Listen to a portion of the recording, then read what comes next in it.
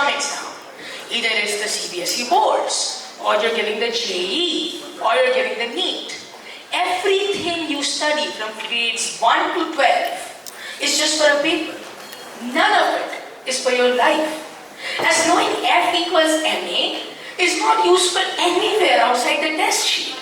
Because even if you know that, you still need people skills, oratory skills, being presentable. You need to know how to manage your money, how to invest it, to make it grow. These things must be taught, and only then will education be for life. And to tell us how to better do that, we have Ms. Lina Ashar. Ms. Ashar is a co-founder of one of India's first completely online schools, founder of Emeritus Kangaroo Kids Preschool and Billabong High International School. We welcome you, ma'am. Over to you. Lina is my friend. Louder, yeah? Lina's your friend and very scared of Sandeep. So, good afternoon. I have 10 minutes, so let me start.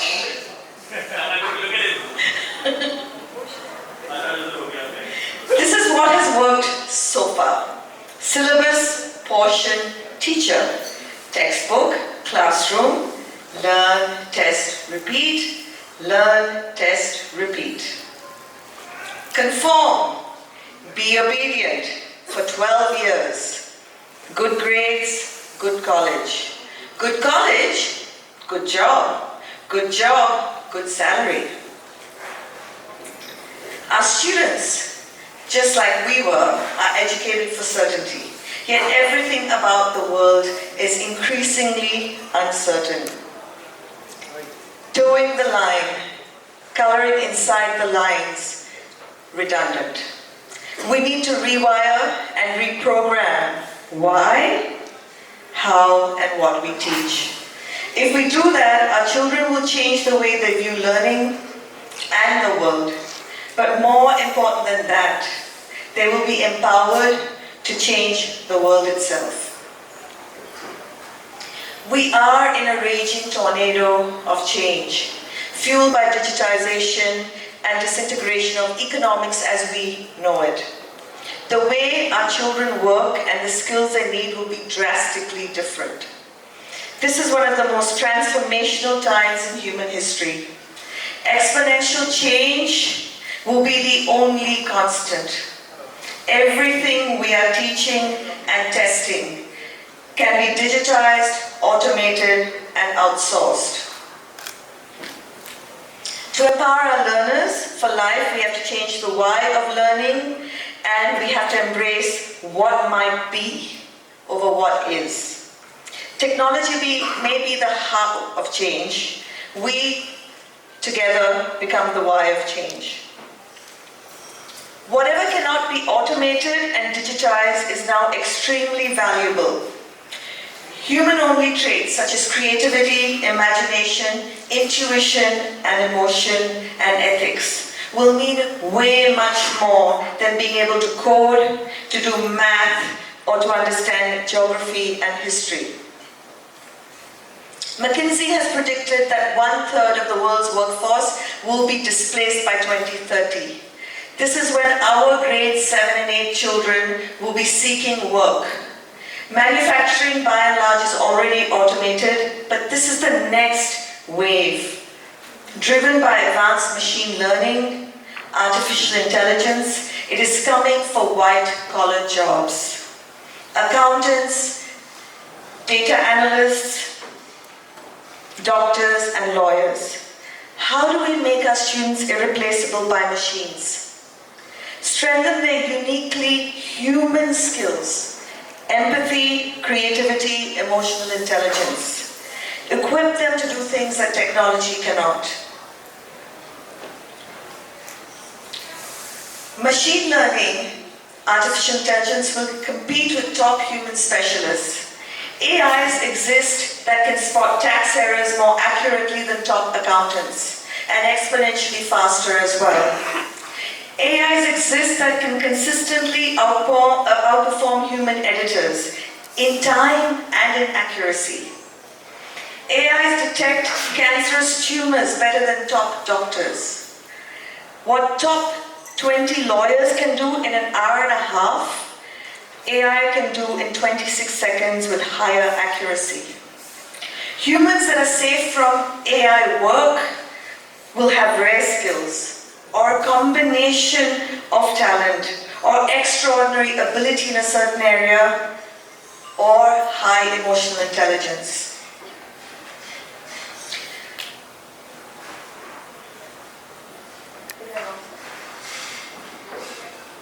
Yeah. Knowing that the fourth industrial revolution is here has made us run to teach STEM and coding. But we won't be able to code better than computers and researchers.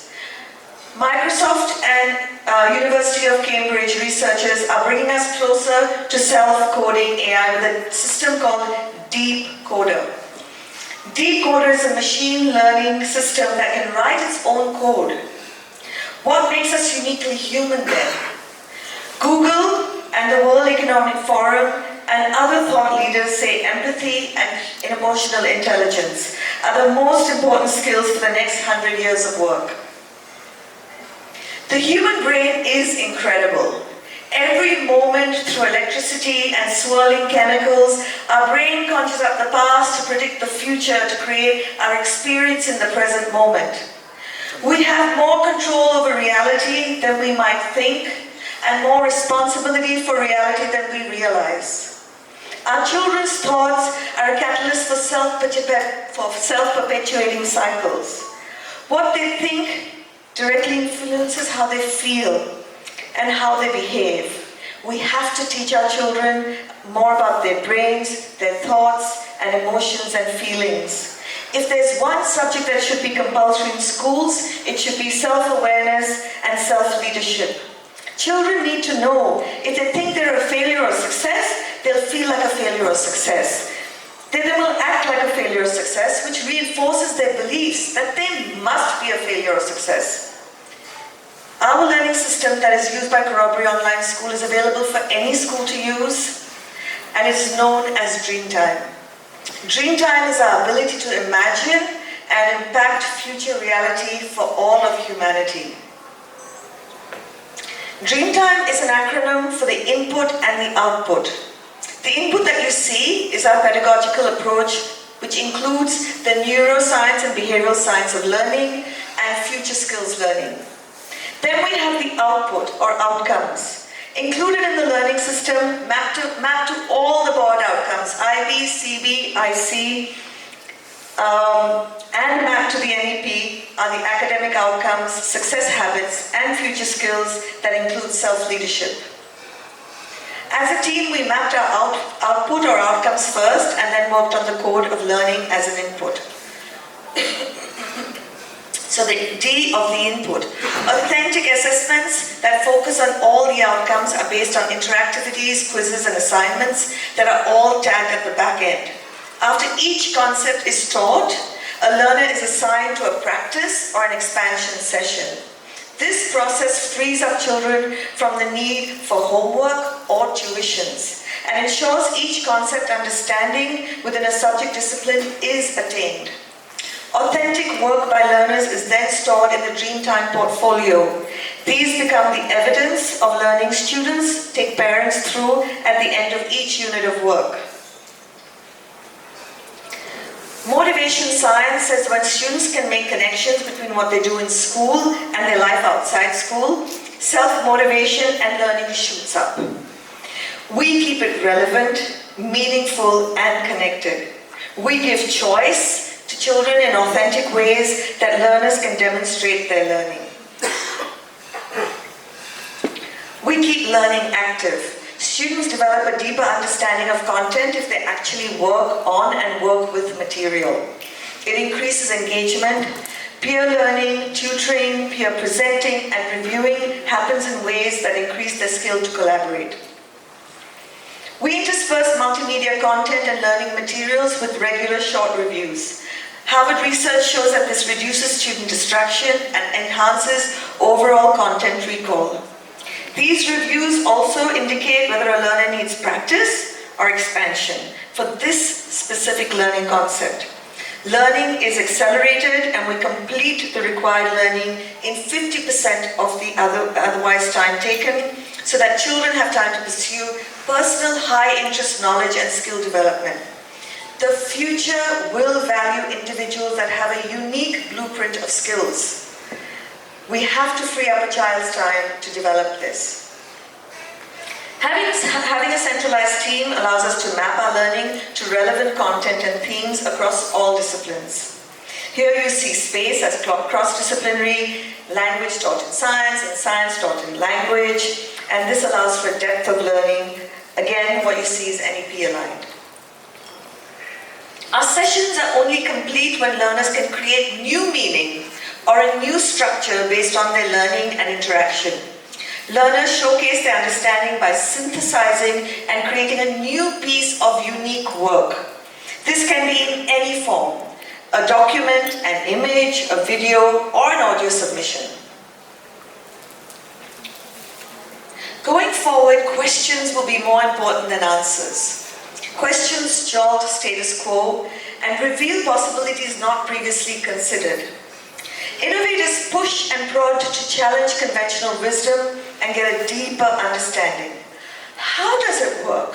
Why does it have to be this way? The failure to change a status quo is because someone did not raise their hand and ask why. What if? And why not? Self-awareness, self-regulation, self-leadership is embedded throughout. How your brain works and how it remembers, how to rewire your neural capacity and circuitry, how to make choices and take decisions, setting goals. What is survival? How does cognitive bias, like gender bias, become a belief that it is pink for girls and blue for boys? That girls are needed to be protected and saved by boys? What is survival? Plant, animal, and organization survival. Who survives? The ones that are resilient and adapt, or the ones that are complacent and comfortable? We also want learners to be able to learn from anywhere and everywhere. No one should not be able to travel or go on a holiday because of school or work. Learning math, grammar, geography, and history is not enough. We know that things that are not measured by boards and others don't get attention. The board exams may not measure them, but we can and we should. Research says that empathy and emotional intelligence are learnable skills. As these skills become more important across industries, these skills are no longer nice to have.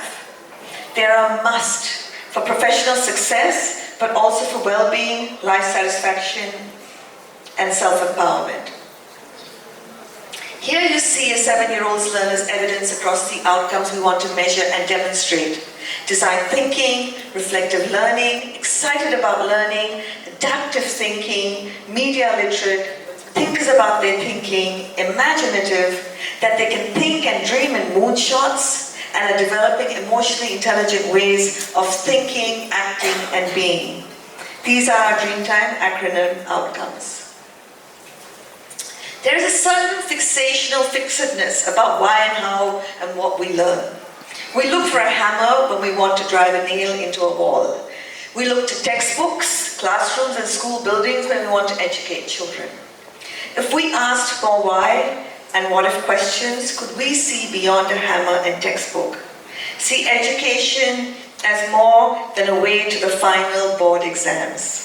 See education as a way for our children to grow spiritually, emotionally, and mentally, and to contribute to humanity in a way that leaves our world kinder, more peaceful, and more abundant. Why and what if questions will lead us together to think of alternate ways that are more efficient, effective, meaningful, and joyful. Thank you so much.